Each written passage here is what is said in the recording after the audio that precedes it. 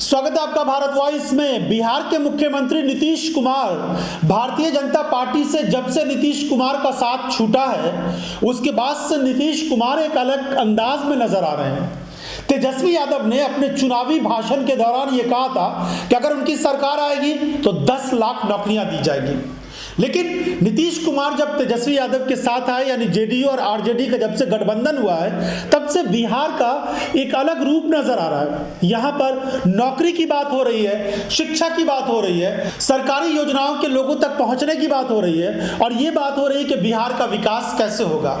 लंबे समय तक जनता दल यूनाइटेड और भारतीय जनता पार्टी के गठबंधन वाली सरकार बिहार में चलती रही। सभी जानते हैं कि बीजेपी के जो नेता हैं वो इधर उधर की बातों में लोगों को उलझाए रखने में शायद ज्यादा विश्वास रखते हैं। इसीलिए नीतीश कुमार फ्री हैंड होकर खुले तौर पर बहुत सारी चीजें नहीं कर पा रहे थे, बिहार में बहुत सारे फैसले नहीं ले रहे थे। और अब जब से गठबंधन टूटा है और आरजेडी के साथ गठबंधन हुआ है, वहां पर नौकरी और शिक्षा की बात हो रही है। बहुत सारी ऐसी चीजें हो रही है जिससे लग रहा है कि बिहार में कुछ बदलाव होता हुआ नजर आ रहा है।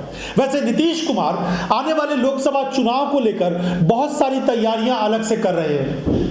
उन्होंने जातीय जनगणना के मामले में जो कुछ भी काम किया है उसको लेकर यह कहा जा रहा है कि नीतीश कुमार का इससे बहुत बड़ा फायदा, यानी जो गठबंधन है उसका बहुत बड़ा फायदा बिहार में इससे मिल सकता है।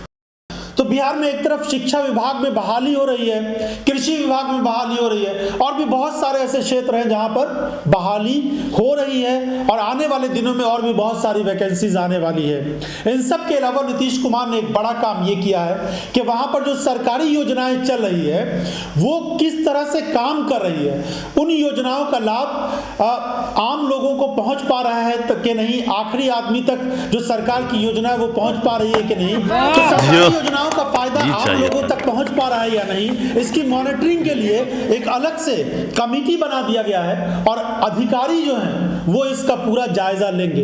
तो ये एक बड़ा काम बिहार में हो रहा है। भारतीय जनता पार्टी के लोग भले ही बड़ी बड़ी बातें करें, विज्ञापन के सहारे लोगों को गुमराह करने की कोशिश करें, राज्यों में बीजेपी की जहां जहां सरकार है वहां पर इस तरह की चर्चाएं ज्यादा होती नहीं है। केंद्र में भी मोदी सरकार ने 2 करोड़ नौकरी हर साल देने का वादा किया था, लेकिन कितनी नौकरियां दी गई ये सब लोग जानते हैं। अपना देश युवाओं का देश है। 40 करोड़ की आबादी ऐसी बताई जा रही है जो 35 साल से नीचे के लोग हैं, और बेतरह बेरोजगारी है देश में। युवाओं के अंदर इस बात को लेकर चिंता है कि उनका आगे का भविष्य क्या होगा। लेकिन इस तरह से शाइनिंग इंडिया का कैंपेन चलाया जा रहा है जिससे असली मुद्दे से लोगों का ध्यान भटका रहे। क्या आपको भी लगता है कि बिहार की सरकार सच में अब एक नए तरीके से काम कर रही है?